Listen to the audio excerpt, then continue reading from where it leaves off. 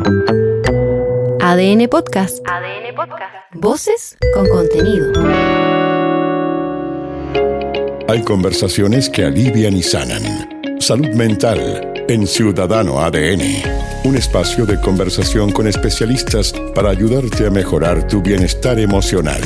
Con Sandra Ceballos y Cristian Arcos. Un planeta llamado depresión. Reflexiones sobre salud mental de Alenka Tomisic, espero haberlo dicho bien. Es la razón, la justificación, la excusa para conversar el día de hoy en nuestro bloque de salud mental a propósito de la depresión, una palabra que de pronto la manoseamos tanto, la hablamos tan rápido, pero yo no sé si la tenemos tan clara o entendemos tan bien. Alenka es psicóloga, doctora en psicología de la Universidad Católica de Chile, ha sido codirectora e investigadora del Centro de Estudios de Psicología Clínica y Psicoterapia, dirigió también la Escuela de Psicología de la Universidad Diego Portales y está hoy día con nosotros. Alenka, bienvenida. Muchas gracias por estar aquí. Muchas gracias por la invitación. Buenos días. Quiero partir con un fragmento del libro. Dice: la depresión es un cuadro psiquiátrico caracterizado por la presencia de un conjunto de síntomas en los que puede predominar la apatía, la autocrítica, el aislamiento, la desesperanza, la falta de propósito vital y, en menor medida, la tristeza. También se acompaña de signos somáticos, cuyas manifestaciones suelen ser impredecibles: aumento o disminución del apetito, hiperinsomnia o insomnio, dolor o insensibilidad, etc. Aquí hay una definición que yo creo que no la teníamos tan clara cuando escuchamos que abarca tantos estados, tantas emociones, ¿no? Uno piensa que la persona que está deprimida no tiene ánimo y está triste, fin. Y piensa que tiene que ver con un tema sobre todo fisiológico, ¿no? Como que algo químico no le funciona. Y aquí en el libro tú precisamente demuestras la cantidad de factores extras que hay y que no es algo básicamente además que se trata solo con medicamentos, ¿no? Sí, de hecho la depresión, la tristeza en la depresión es el síntoma menos frecuente de todos los síntomas que dan cuenta del cuadro. La gente suele pensar que si está triste está deprimido. Y la verdad es que la tristeza es una emoción que es natural, que es algo esperable que ocurra y que tiene que ver con la anticipación de la pérdida o la pérdida misma. Además, hablar de la depresión a veces es erróneo porque no hay una sola forma de deprimir. Entonces uno podría hablar de las depresiones. Hay distintas formas y que tienen que ver con las distintas configuraciones sintomáticas. También tienen que ver con qué la provoca, ¿no? Es distinto una depresión de un cuadro anímico, que tiene una cosa más hereditaria, que una depresión producto de un evento, de un gatillante social, relacional. Y también la depresión, por ejemplo, experimentada por hombres y mujeres no es la misma. No es la misma. No es la misma. Bien, partimos aprendiendo. Y en edades distintas también. Y en edades distintas también. Sí, también hay un elemento. Distinguir, y lo comentabas respecto a los, si se quiere, estados depresivos puntuales, con algo que es algo más permanente. También ahí hay una diferencia. Sí, hay una diferencia. Y muchas veces el estado depresivo, el estado puntual que responde a una situación, qué sé yo, una pérdida de trabajo, a una pérdida de un ser querido, uno podría decir es algo esperable, digamos, mientras se mantenga disminuido en el tiempo, ¿no? Entonces, y en ese sentido no es necesario una medicamentación, siquiera una psicoterapia. Los cuadros depresivos mayores, que se llaman, que son del espectro anímico, sí, esos tienen habitualmente una causa, o si no una causa, una base biológica, genética, que hace que las personas sometidas a ciertos niveles de estrés expresen, digamos, esa vulnerabilidad a través de un cuadro depresivo. Alenka, ¿y cómo podemos hacer la distinción? Porque efectivamente todos pasamos por momentos de tristeza, de frustración, etcétera, pero tú lo mencionabas, ¿no? Tiene que ver primero con algo de tiempo también. Pero, no sé, pues si hay un duelo, por ejemplo, uno dice, bueno, el duelo cada uno lo lleva de manera particular, a lo mejor a mí me puede durar 4 meses la primera etapa, a otros le puede durar 6, o a lo mejor se despierta después de 6 meses del fallecimiento, recién uno lo reacciona, y etcétera. Hay episodios depresivos y hay depresión. ¿Cómo hacer, no sé, la distinción o cómo entender cuándo necesito ayuda de un profesional? Es difícil que la persona en sí misma haga la distinción. El entorno, entonces, tiene que estar el alerta. entorno es súper importante, que esté observando. En el caso de la depresión, por ejemplo, en adolescentes, cuando se empiezan a aislar, cuando dejan de salir con los amigos o empiezan a beber en exceso. Hay una serie de indicadores que dicen, bueno, aquí red flag, es importante ir a preguntarle a un especialista si requiere de una ayuda adicional. En el caso del duelo es objeto de debate porque es muy cultural, ¿no? La Asociación Americana de Psiquiatría dice que el duelo debe durar no más de 12 meses o un año. ¿Ya? Pero esa es un tiempo que uno puede decir es cronológico. Es posible que una persona requiera de más tiempo para hacer el trabajo de duelo sin que eso se convierta en algo complicado. Entonces también agregan que en el caso de duelo se complica cuando la persona mantiene un dolor, un sufrimiento que se vuelve un poco insoportable, ¿no? Que este sufrimiento psíquico que es muy, muy similar al sufrimiento físico. De hecho, ya hay estudios que han mostrado que los medicamentos para el sufrimiento físico sirven para aliviar el sufrimiento psíquico, tienen las mismas redes neuronales, ¿no? Entonces, en ese sentido, uno podría decir, hay que pensar en un especialista, una ayuda especial, digamos, más allá de la que provee la cultura, cuando ese ya dolor se vuelve muy insoportable. En el caso de la depresión, cuando empiezan a haber, en el fondo, indicadores de agravamiento que también hay que prestar especial atención, sobre todo para el caso del suicidio, ¿no? Siempre una conversación, ¿no? Pero ¿cómo distinguir en los momentos en los cuales la depresión como que se enmascara, ¿no? De pronto uno está en unos periodos depresivos muy, muy fuertes. Yo lo he dicho hartas veces, yo me trato la depresión desde que me acuerdo, entonces, y tengo ayuda farmacológica, terapia y todo eso. Es un tema biológico, además, por lo mismo, sí que el tema me llega súper fuerte. Pero hay un tema de cuando esto se enmascara, es decir, la gente te dice, no, pues si yo te veo lo más bien. Claro, porque uno se sienta acá y tiene que andar hablando y tengo que estar un poquito más de ánimo y todo, y uno hace y sigue en la vida. Y es funcional. Y es funcional y todo eso. Pero de pronto a veces se enmascara. Y perdón que personalice, a mí me pasa con el sentido del humor. A mí me activa el sentido del humor cuando más deprimido estoy. Y yo no sé si será una cosa de defensa, no sé lo que será, pero cuando ando más divertido es cuando estoy más enmascarado, insisto. ¿Cómo distinguir esos aspectos? Porque uno de verdad no se da cuenta, ¿no? Entonces, que se dé cuenta el resto también es difícil, po. Sí, o sea, yo diría que hay 2 o 3 elementos aquí como que uno podría distinguir. Uno es cuando la depresión se enmascara, lo veo al tiro. Otro aspecto es cuando la depresión enmascara. Claro. Y lo otro son las presiones del entorno a la felicidad. ¿Ya?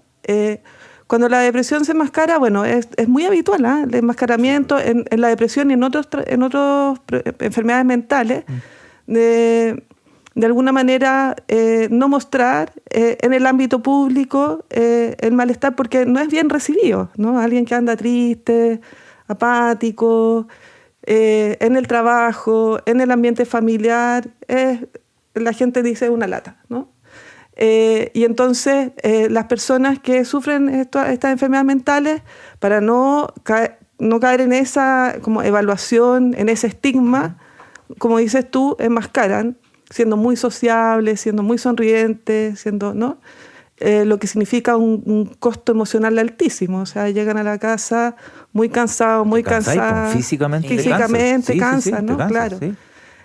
Y eso tiene que ver con el tercer asunto que decía yo, ¿no? Como cuánto está disponible la sociedad para acoger, digamos, esas vulnerabilidades de las personas, ¿no? Si uno en el almuerzo va y dice, mira, no puedo comer torta porque soy diabética, nadie dice nada, ¿no? Así como nadie dice, pucha, a lo más así como presionan un poquito más, así como una tortita, sí, tómate una. Digo, ya no importa, me la como yo. Claro. Claro, la como yo. Pero si en el mismo almuerzo familiar de la gente que a uno le quiere, uno dice, mira, ¿sabes qué? Me voy a ir a acostar porque no me siento muy bien, pero ¿cómo? Haz un esfuerzo, ¿no? Entonces hay una presión. Hay una presión social y hay un temor, yo creo, muy fuerte a los problemas de salud mental, al malestar en general, no solamente a la depresión, que hace que, pese a que hablamos mucho del tema de la salud mental, sigue siendo muy estigmatizado y las personas que sufren problemas de salud mental padecen de ese estigma más fuertemente que del problema de salud mental mismo. O sea, hemos ido aprendiendo a hablarlo, pero nos falta interiorizarlo. Y asumirlo y tratar de empatizar con ello. Y hay un otro aspecto, y es que cuando ocupamos la depresión, el concepto de depresión, para enmascarar otras cosas. Otra cosa. Claro. ¿Ya? Entonces tendemos a decir que todo es depresión alguna vez. Y a exacto. veces es un malestar que no tiene nombre, que no es ansiedad, que no es depresión y que no tiene lugar muchas veces en la conversación, en el debate público, en los ámbitos psicológicos. Entonces yo aquí hago un mea culpa de mi misma disciplina y profesión, digamos, que hemos convertido todo en depresión, todo en ansiedad, todo con un nombre psiquiátrico, cuando hay un malestar social muchas veces que no tiene que ver ni con depresión, sino que más bien con una calidad de vida desmejorada, con falta de condiciones de bienestar. Que tiene que ver con distintos estados de ánimo, emociones, me imagino. Estamos conversando con Alemka Tomisic, doctora en psicología y autora de Un planeta llamado Depresión.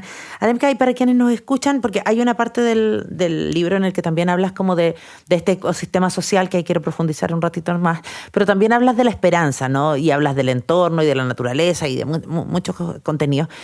¿Qué esperanza tienen las personas que nos están escuchando y a lo mejor recién se están adentrando en este mundo para entender la depresión? ¿La depresión es como una enfermedad crónica? ¿La depresión tiene cura? ¿Está permanentemente? ¿Uno la puede manejar? Sí, yo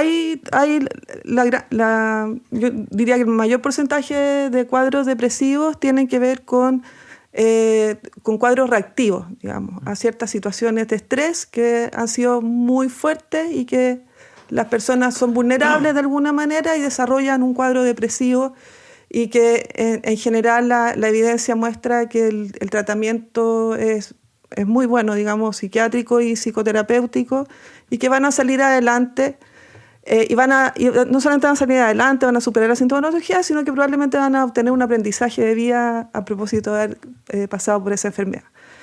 Hay un porcentaje menor, pero con una alta carga de enfermedad, que son los trastornos del ánimo, que van desde la depresión mayor hasta la bipolaridad, que son cuadros crónicos, que se viven toda la vida y que tienen muy buen tratamiento, pero que requieren un enfoque que se llama el enfoque de la recuperación, que tiene que ver con entender el cuadro crónico como un cuadro que se vive en dignidad, que se libera de estigma. Por ejemplo, las personas que viven con bipolaridad en los trabajos no confían en ella porque dicen que que van para allá, para acá, ¿no?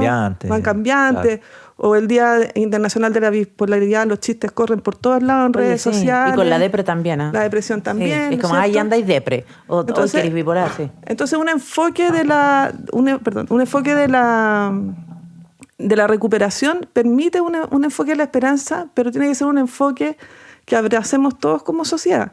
Yo digo esto y me escucho y sueno así como muy naif, ¿no? Así como el enfoque, la esperanza, todos como...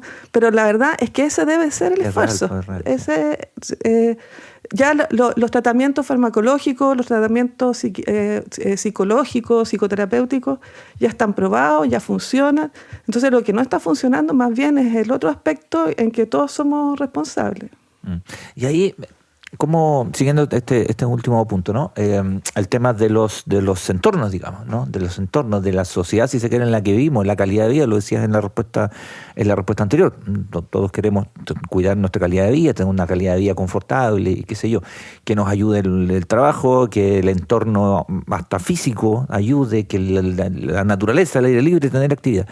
Pero a veces no se puede, o cuesta más, digamos. A veces cuesta más. ¿Cómo compatibilizarlo a partir de ahí?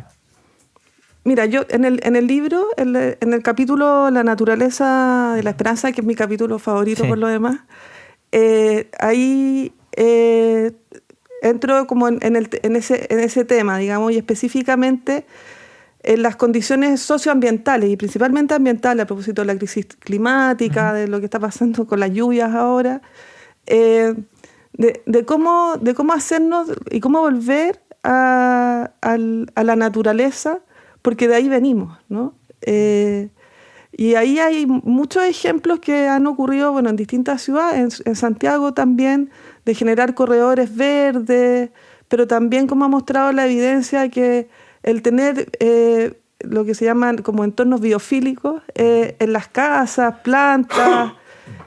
Ayuda también a salir a caminar y a tener ventanas, poder tener ventanas donde mira. Ahora, el problema de eso, o no es el problema, pero la diferencia es que, así como en todo, en nuestro país por lo menos, también en la posibilidad de acceder a esas instancias como de verde, de naturaleza y de esperanza también, hay diferencias de clase. Seguro. Sí. Todo el rato, ¿no? todo el rato. Hay comunas que son más pobres, donde hay menos plantas, y comunas más ricas. Menos verde. Menos verde. Entonces también ahí, de nuevo, Seguras y, en fin. de nuevo supone un compromiso social, que yo creo que no lo tenemos, pero que debemos ir hacia allá, de equidad en esos términos también, digamos.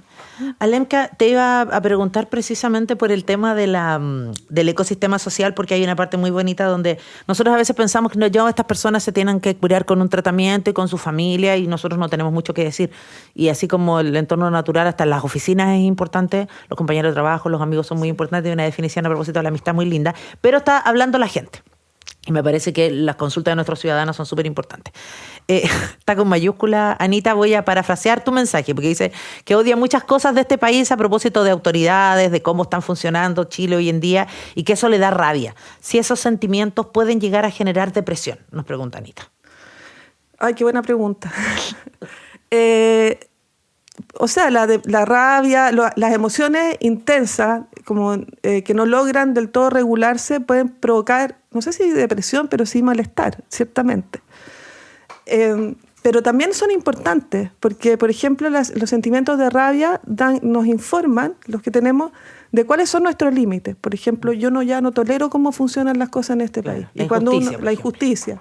Y cuando uno encuentra un límite, entonces lo que tiene que hacer es movilizarse, digamos, correrlo para un lado, para el otro.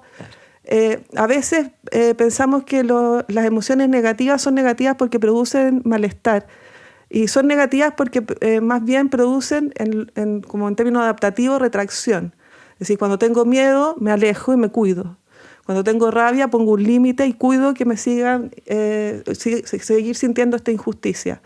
Cuando tengo tristeza avisoro la pérdida, que siempre la vamos a tener por delante. O sea, las emociones negativas, como en esta película Intensamente, son necesarias, reguladas por la emoción positiva, que es la felicidad. Hay que irlas catalizando. Pero hay que irlas catalizando. Claro, no se trata de desbordarse en rabia. Rodrigo, también de Santiago, dice: tengo diagnóstico de depresión bipolar. Nunca lo entendí bien. La bipolaridad es un trastorno del ánimo, que se llama en términos más generales, y que supone una desregulación en la manera en que valga la redundancia, se regula la energía anímica, por decir. Entonces, típicamente la bipolaridad, que es la tipo 2, probablemente es la que tiene diagnosticado, fluctúa entre estados de ánimo depresivo y estados hipomaniáticos, que hay mayor energía, y en el fondo entre esos estados de ánimo están los estados eutímicos, digamos, que son de normalidad. Y el problema de este trastorno es que en el fondo cada crisis que cicla, digamos, de la depresión a la hipomanía o a la manía, si es bipolar 1, produce, por supuesto, daño cerebral incluso, que se recupera en todo caso, que no se asuste, pero también daño en las relaciones, daño en la relación con el trabajo y en la relación consigo mismo, ¿no? Es un problema de salud mental crónico, tratable, y que se puede vivir y se puede ser feliz viviendo con ese diagnóstico. Sí. Eso que tú comentas es súper importante. De pronto en esto de utilizar los términos muy genéricos y todo, también hay un montón de mitos respecto a que si uno está metido en una depresión es que anda triste todo el día, y eso no es así, de que uno no funciona, eso no es así, de que uno no puede disfrutar las cosas, eso no es así, de que los tratamientos no ayudan un montón, sí. Pero un montón. Pero claro, pues ahí hay una idea de que hay una cosa como de desconocimiento, y aquí te quiero preguntar también, o más bien comentar, ¿no? Respecto a lo que cuesta ese conocimiento de uno mismo, ¿no? En algún momento. Tú hablabas, por ejemplo, hace un rato del dolor. La depresión muchas veces tiene un dolor físico, O sea, no, es que es medio invisible. Cuidado, duele. El cuerpo te duele, si de verdad te duele. Hay Somatiza. como no sé, una joroba, no sé, pero hay una cosa que te duele, que te cuesta más de pronto. Y también insistir en eso, en la gente que de pronto nos está escuchando o viendo, de que son estados tratables, ¿no? Sí.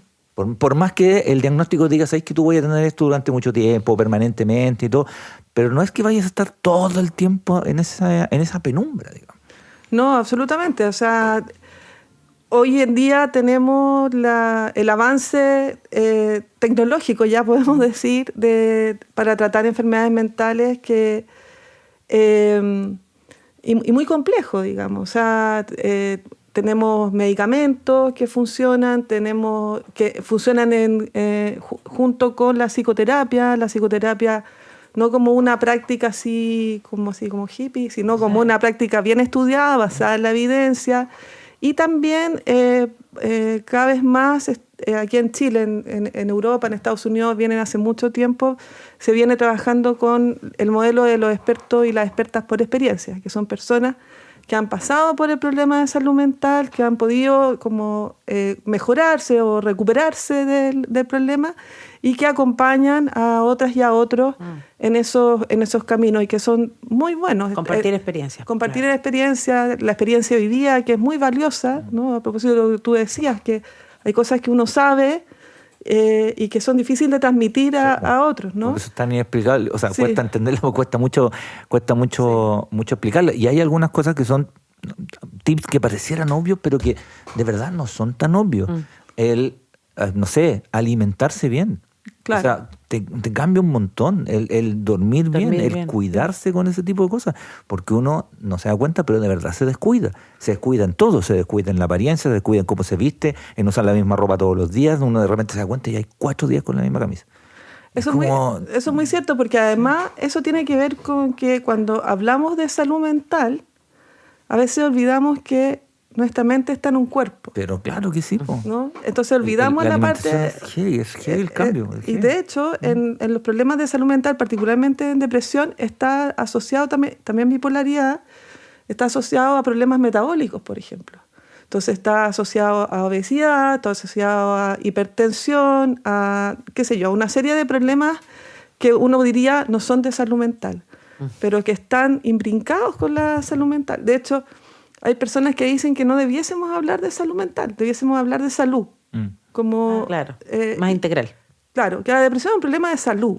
Claro. Y que incluye elementos emocionales, pero también incluye, como dices tú, elementos que tienen que ver con el cuerpo. Más fisiológico. Y parte del tratamiento también los incluye. Lo Oye, incluye todos. sí, siempre. Muchas preguntas llegando, me parece súper interesante la conversación, están mandando muchos saludos. Recordar que Alemka Tomisic además editó este libro, Un planeta llamado depresión, que habla del planeta también como por el mundo que vive una persona con depresión, ¿no? Que a veces nosotros decimos andan en una burbuja, no, porque se aíslan, tienden a estar como en su propio mundo, y esa analogía también está bien interesante.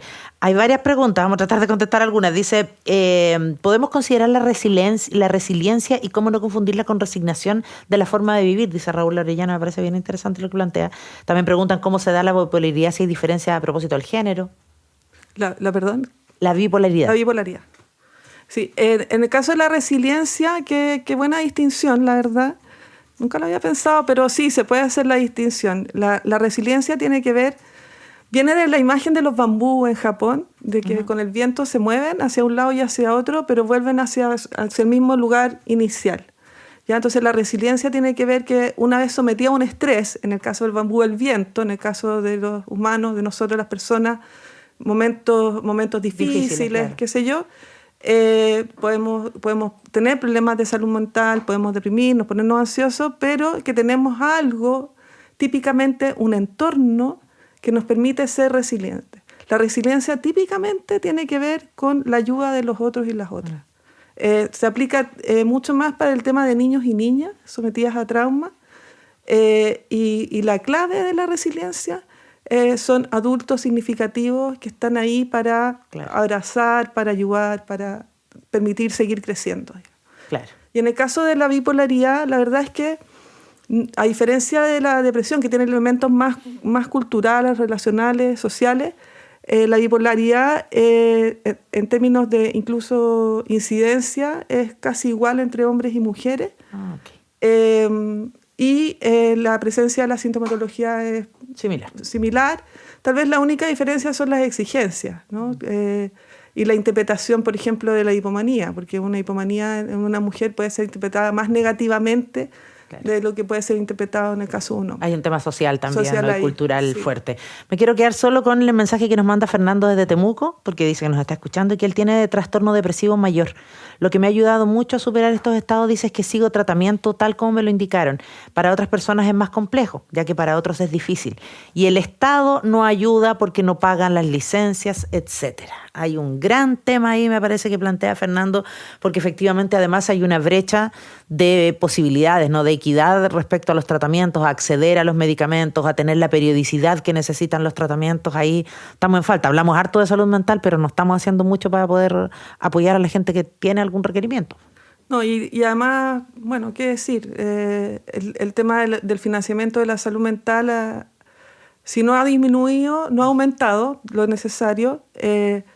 Y bueno, y ahora estamos con el tema de la investigación, donde desaparece como tema prioritario el tema de la salud mental. Tal cual. Bueno, Alemka Tomisic, Un planeta llamado depresión, un libro que además es muy entretenido, tiene analogías ahí de canciones de la chilena que hablamos de la tristeza, por ejemplo, Toy Story, habla de Marvel, de un montón de cosas, pero también tiene el enfoque médico, es bastante más integral para empezar a relacionarse con eso y para ver qué rol podemos cumplir nosotros, o como personas que podemos padecer de depresión, o porque formamos parte del entorno, a lo mejor de alguien que lo padece y podemos ser de ayuda. Alemka, muchísimas gracias por estar con nosotros. Gracias, Alemka. Muchas gracias. Muy amable.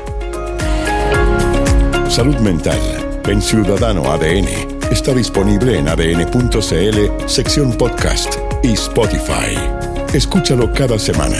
Comenta, comparte este podcast y mejora tu salud mental y la de tus cercanos.